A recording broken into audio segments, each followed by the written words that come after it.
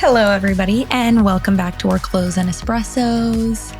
My name is Meaghan, and I'm your host, and I'm very excited to be here. I am currently number one in my sister's guest bedroom, but I feel like these days when I've been recording episodes, I have been all over the place. But I am in Fort Walton Beach, Florida, which is my hometown, visiting my family. And I was laughing with my fiance's aunt the other night because I said I'm visiting my other family because now I have two families, obviously. But I'm from Fort Walton Beach, which is, if you're not familiar with the Florida Panhandle, like 10 to 15 minutes-ish west of Destin. And if you know Pensacola more than you know Destin, it's like 45 minutes to an hour east of Pensacola. So Northwest Florida is my home, and I get a chance to come back here like probably twice a year now. And I just like value the time with my family so much. I have two sisters and a brother, and two nephews and four nieces, which is crazy on my side. And then obviously have a lot more on my fiance's side as well. But my mom lives here. My stepdad lives here. So it's just great quality family time. And I'm here for the weekend. So I thought, what a better fun way to record. Any other big updates? Really nothing. I flew Delta to get here. Was upgraded. When I think of the best brands, experiences, Delta, I've talked about this before, is like my number one. I just absolutely love Delta so much. And I had to fly United the last two times I've flown just because it absolutely did not make sense to fly Delta, which usually I will go out of my way to fly Delta. And it's just, listen, I flew here Delta. It was amazing. I had to wake up at the crack of dawn and it was worth every single second. I also, every single time I'm around my nieces and nephews, because they're children, I somehow get sick. And I've been here for like a little over 24 hours at this point, and I already have been like coughing with a scratchy throat. It is like something with the kids that's up, and I always get sick. Okay, let's get into it. Being in Florida right now, we're entering June. And this is when hurricane season starts. And so today I was in the car with my sister, and I was like, something we were talking about, she said something about how it was hurricane season, and it transplanted me back to being in the vacation rental industry in a hurricane destination, and like the amount of stress and preparation and all the things that go into living in a place where natural disasters are so impactful on like an annual basis almost. But then I started thinking like, look, I'm in Jackson Hole now, and the same is true for forest fires that are impactful to the national parks all around us. And we just had a major highway completely collapse, which is impactful to mostly the workforce, but is also all over the news nationally and gaining attention from guests. And then you have earthquakes and other destinations. Like natural disasters are something that we face as managers, really no matter where we are. And I really like this idea of this episode was born today through this conversation that I had with my sister, because I think preparing for natural, have I been saying national disasters the whole episode? Okay. So I came up with a little guide, and I know Justin Ford's the safety guy. I am absolutely not the safety gal. Okay. I care deeply about safety, and we're going to talk about it today, but I am certainly not an expert. I'm just going to kind of talk you through things that I have done and our teams have done throughout the last decade in the business, and what we've learned works well and what we've learned hasn't worked well, and kind of put together a little Natural Disasters 101 by Meaghan. What to do. And if you're already doing all of these things, that is absolutely amazing. And if you have more things to add to the list, please let me know. Okay. So first things first is prep for natural disasters. So like I just mentioned earlier, we all pretty much live in an area and have vacation rentals in an area that could be impacted by a natural disaster. Of course, if you are in Florida or Texas or Louisiana or along the Panhandle or Gulf of Mexico in some way, you're likely to be impacted at some point by a hurricane.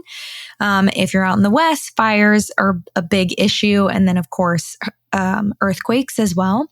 So what I have found to be very helpful to prepare for these disasters is to put together a task force of employees. And this doesn't just have to be like director or leader, management level employees. I think this can kind of be anyone, but I would make sure that they come from each department.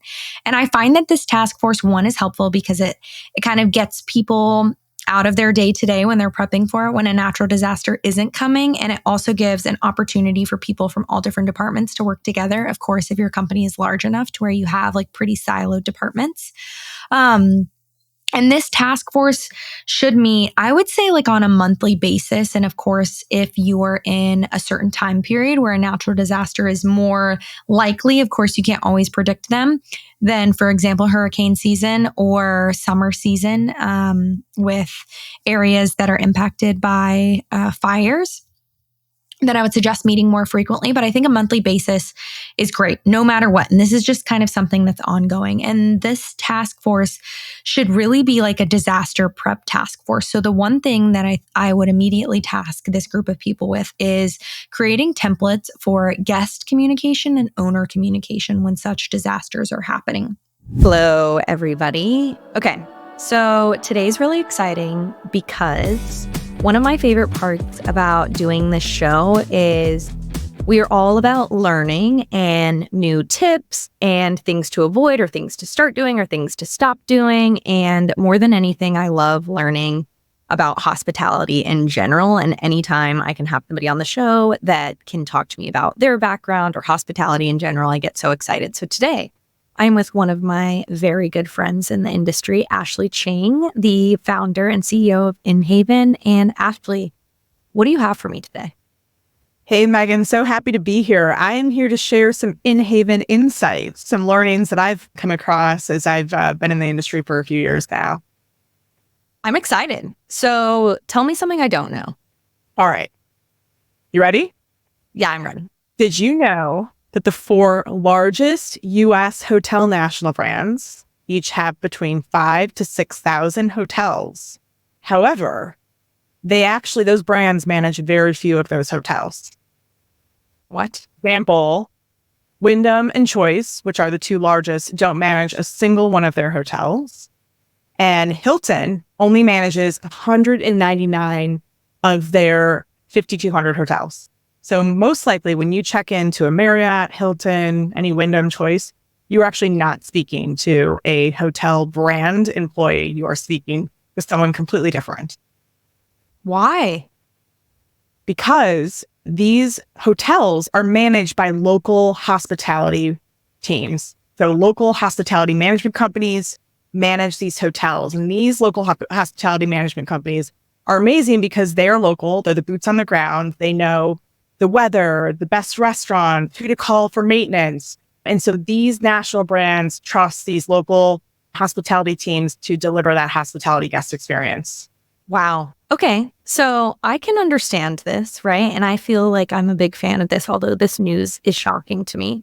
So how is In-Haven helping local property managers right now provide the best experience?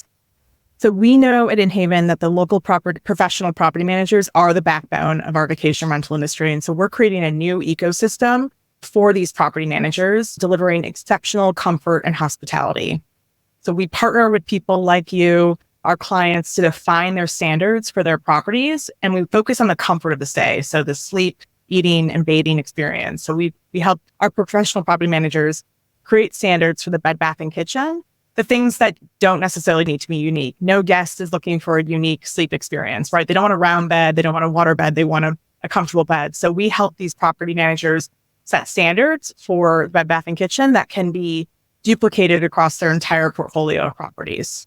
I know as an In-Haven customer that our standardization of our experience has been it's been a complete game changer for us. And we have really been able to provide a better experience because there aren't question marks when a guest walks into the bathroom at any one of our properties.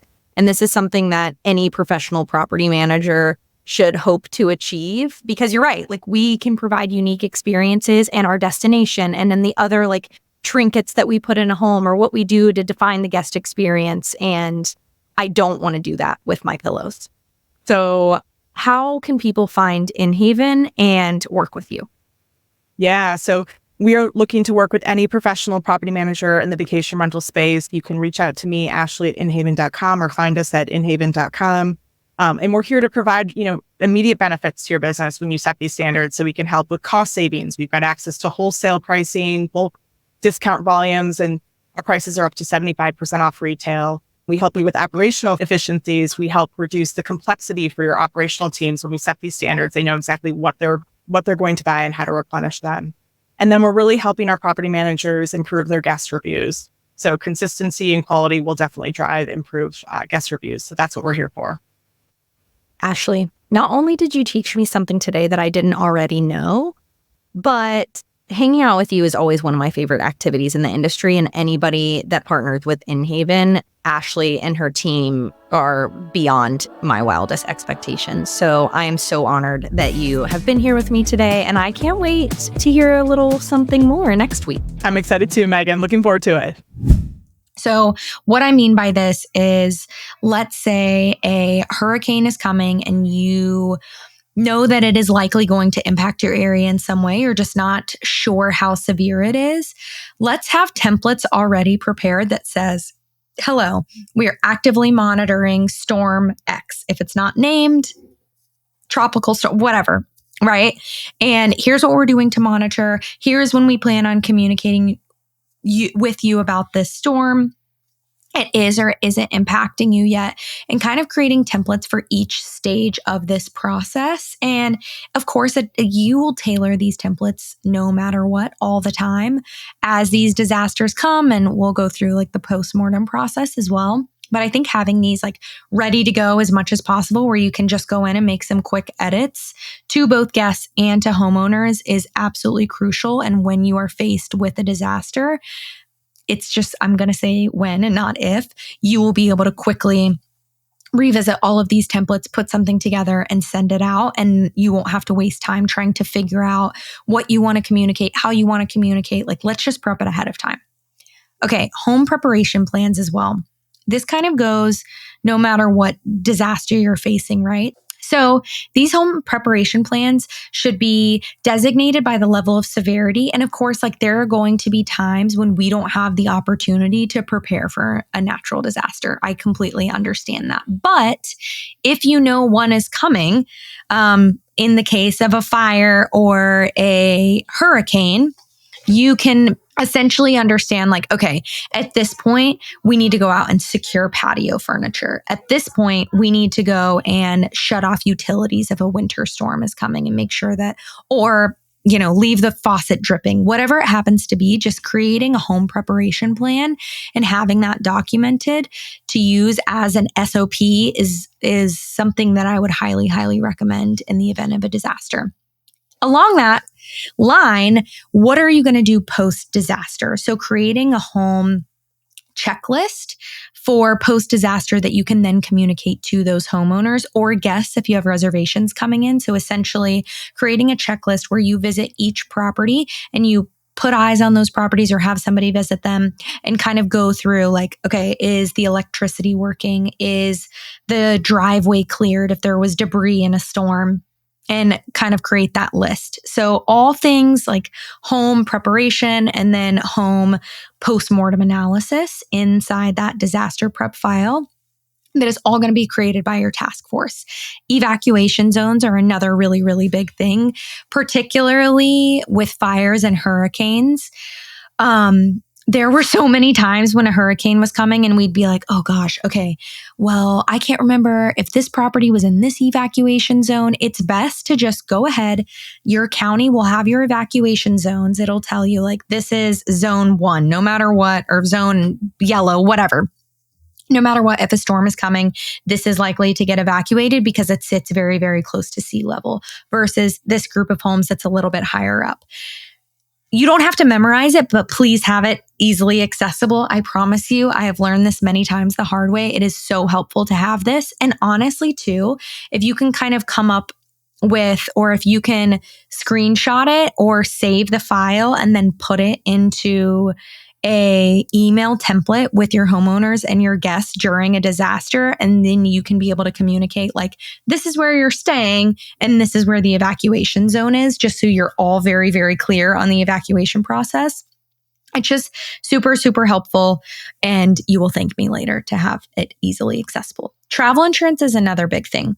Pretty much everybody in the vacation rental industry is offering travel insurance. I find it invaluable because I think in the event of a natural disaster, it can be difficult to remember when guests are covered versus when they aren't covered. And if that is like not hard for you, then you're way better than I am. But I definitely struggle in the event of a disaster trying to remember, like, for example, with a hurricane, it has to be a named storm. And once the storm has been named, then your coverage changes versus when the storm hasn't been named. And that can be really confusing to remember, especially when you have new employees and you're training and you have everything else going on in your day to day. So I would recommend, number one, having a close relationship with your travel insurance rep to be able to go back and forth and ask questions. Number two, any type of like guide or literature that they have that you can send to all of your employees. And if it gets updated, of course, like making sure that you have that on an annual basis.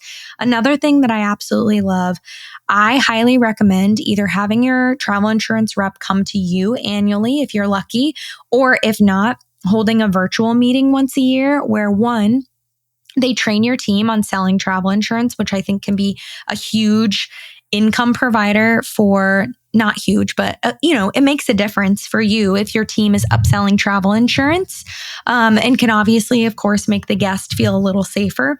And at that point, when they're doing this training, they can provide you and give your team the opportunity to ask questions. But the information that you'll provide it is like all these questions. Okay, say that the snow was really bad one year, and or say there's an avalanche, or say that they're closing half the mountain because there is avalanche danger, even though it hasn't happened yet. Like, what does travel insurance coverage look like in each one of these cases? And your team can take notes and be able to kind of talk to the representative face to face. And I find that to be very, very helpful. So recommend if you haven't done that yet. The next thing that I recommend on this task force, and really like the final most important thing, is technology. I don't know if I've talked about this. I think I have on Workflows and Espressos. I am a huge, huge, huge, huge proponent of Slack. I'm like obsessed with Slack. I think it's great. I know so many people use it nowadays, but if you don't use Slack, you're able to set up channels, which are essentially like group messages with different parts of your team or different like groups of people within your team. So, and if not, like you can kind of do this whether or not you're using Skype or Teams. And I really recommend having a channel or group that's dedicated to disaster prep, where you can communicate quickly about anything and everything that's going on. It allows just for faster, cleaner, clearer communication. I also, with this task force, everything should be documented. Like, the point of this task force is to put these plans in place, but to document everything and have it in a readily accessible file for anybody that's going to be impacted by this. So your reservations team lead can immediately go into reservations disaster prep, and they know, like, here's going to be our verbiage for communicating with guests. Here's what we're going to do when they call in asking these questions. Here is what our travel insurance rep said about what's covered versus what's not covered. It's going to save everybody a lot of time when you're in a stressful situation that doesn't give you a lot of time.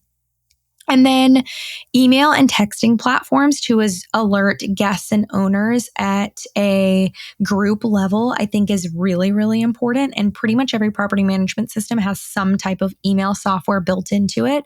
But if you don't like that, like Track is using Brevo now, for example. If you're not a Brevo fan and you'd rather use MailChimp, like, have something in place and go ahead and segment out your homeowners and have that in place for when you need to communicate with them on the fly. So let's say you want to have 2 templates, one for homeowners located here and one for homeowners located here. If you are located in 2 different destinations, and upload those into your email platform so they're going to be ready to go when the time is coming. Okay, so decision time. I think that no matter what, when a disaster comes, whether it happened completely unexpectedly and you all meet up the next day and you're talking about what decisions you need to make, or you can see the disaster coming, you just don't know what the severity is going to be. Either way, you're going to have to make some decisions on the fly.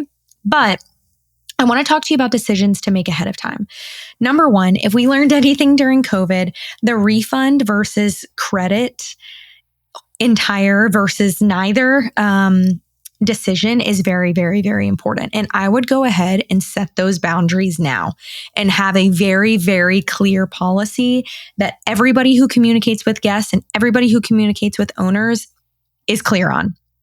And try to prevent as much gray area as possible. Of course, you're already in the business. You know, there are lots of situations that come up that you just can't plan for. But what I mean by this is, okay, if a hurricane is coming and homes are in a mandatory evacuation zone, then we are going to refund. If a earthquake hit, then we are going to offer a credit. And the home is unaffected, right? Then we're going to offer a credit. Whatever it may be, decide when you're offering a refund to your guests. Of course, like if this is outside of your existing policy, this is what I'm talking about. When you're going to offer a credit, if and when you're going to offer a credit, and then when nothing is covered and you're sticking to your policy and sticking to your guns no matter what. So that is decision number one. Decision number two, when to communicate versus when to monitor. I typically err on the side of over communicating with homeowners and guests, but I do think that in the beginning stages of, let's say, a forest fire, it's not best, right, to go ahead and communicate if something is like there isn't even a chance at this point that it could come directly for you. Like you're just kind of monitoring it on the news. And most people know this, like this is pretty obvious, but I do think that it's worth mentioning that I believe that there is a time to communicate and a time to monitor and kind of drawing that line. So as much as you can, create a policy, so to speak, or some type of guide that will allow you to know when to make the best decision. So when a storm gets to this point is when we're going to communicate with guests and owners. When a fire gets this distance away, we're going to communicate to guests and owners. If this road is impacted and versus this road, because this severe incident just happened in Jackson, Wyoming, where a road collapsed that is complete. It's like a lifeline for many commuters that work in Jackson. And it's not as impactful to the guest side, but it was all over the news, right? So like it was on CNN, it was on the Weather Channel, it was on Fox News. And our team knew like our guests are likely going to be watching the news. So what kind of communication can we put out to let guests know, like, hey, this is fine, here are some alternative routes, versus if this road would have collapsed and like it wasn't on the news, like it's not going to impact our guests either way. So we probably wouldn't have said anything. So just kind of drawing that line. And then making sure that you have these decisions that are as set in stone as possible in your guest and your owner agreements. And I think the biggest clause, no matter what to have, is a force majeure clause, which essentially just says like in the event of unforeseen circumstances that we cannot control, this is what we are going to do. When a natural disaster, an act of God happens, this is what we are agreeing to or not agreeing to. So I'm sure there are 15 other decisions that you can make ahead of time. Who's going to be on this task force? If you are in a senior leadership or an owner position, need to be informed of decisions being made. At what point do you need to be asked for approval on a decision versus when a representative on the phone can just kind of make the decision and have the autonomy?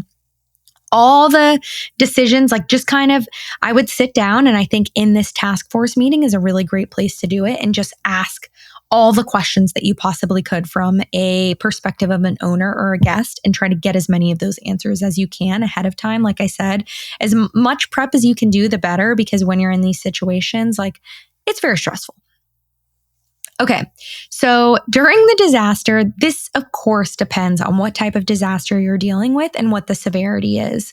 But in the event that the disaster is not so severe that you either need to evacuate or be confined to your home, I always recommend a bit of a headquarters setup in your office if you have a team that goes to the office. And think of this as like a control room.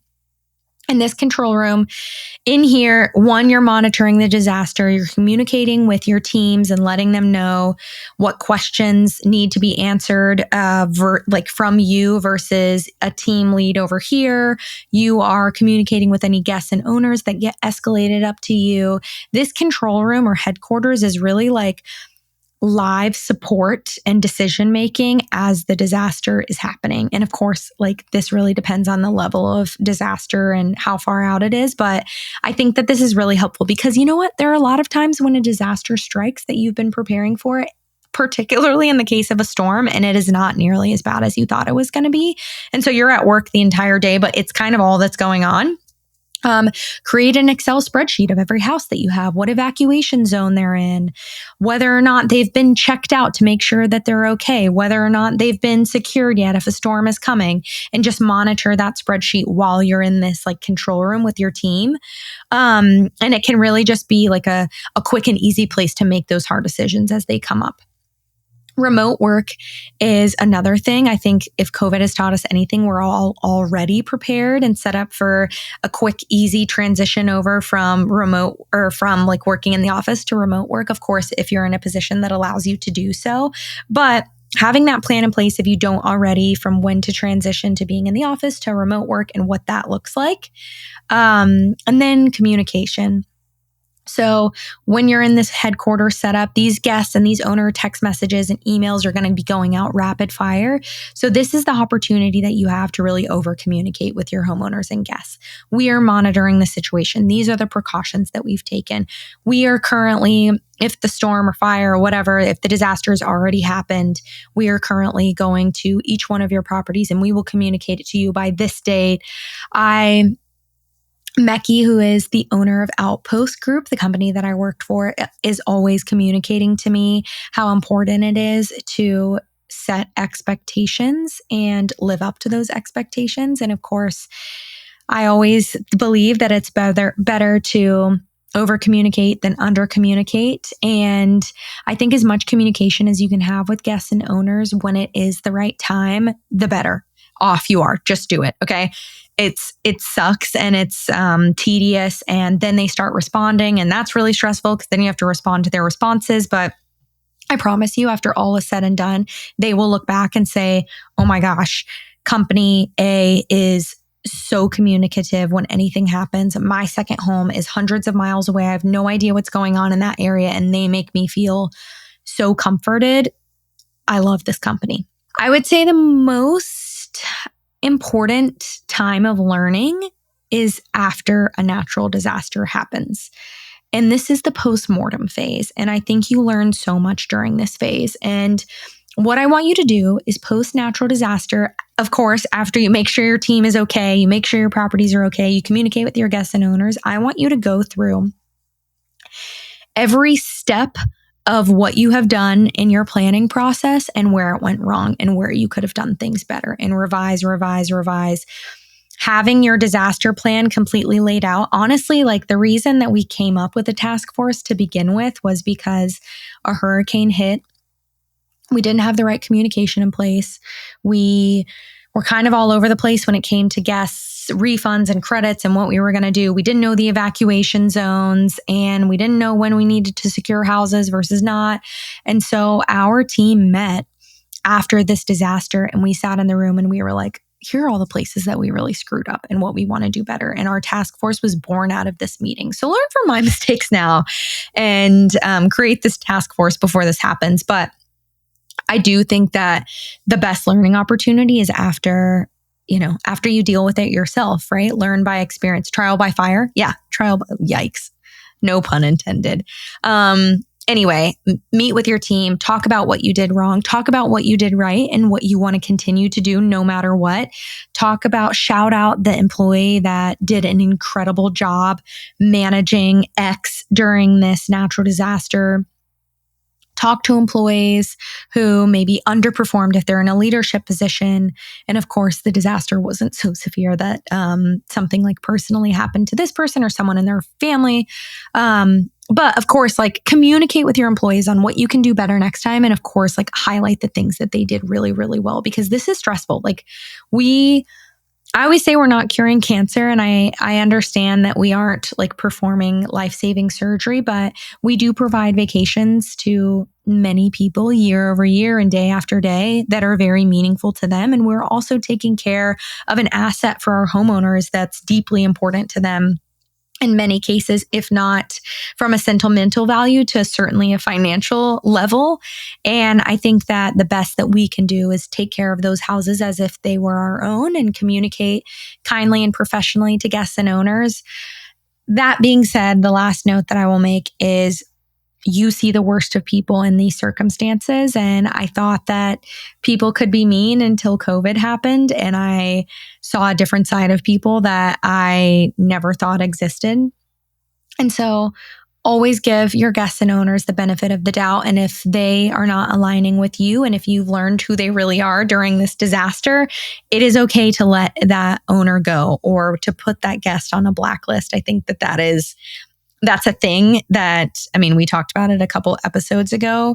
We all have people that we will set boundaries with, and creating a boundary of how you will and won't be spoken to specifically during times of stress, I think is really important. So in summary, all right, if you listen to nothing else, if my voice was way too scratchy for you, number one, create a task force and plan. Plan for anything that can go wrong. Number two, make as many decisions as you possibly can ahead of time along with that prep. Okay. Number three, document everything. Number four, have a plan during the disasters, whether it is batten down the hatches, everybody stay home, whether it is everybody evacuate and this is what the company is going to do to help, or whether it is we're going to set up a control room and everybody comes into work. Make your decisions, have your plan for during disaster. And number five, postmortem, no matter what. So helpful. You will learn the most during your postmortem. And number six, pivot. Always pivot. Make sure that you are making adjustments to your plan. Always, always, always. It is worth it. We are better because we change our minds. And I hope that none of you, this episode means nothing because this is never going to impact you, but at some point, you will likely be faced with the disaster. So go forth, stay safe, communicate well. And I'm thinking about you guys. Especially during this hurricane season and this fire season, I hope that you all have a very safe and healthy and happy summer. And I am very excited for next week's episode because I have something special planned. I hope you have an amazing week and a very, very happy Tuesday. And I will see you all very soon. Thank you.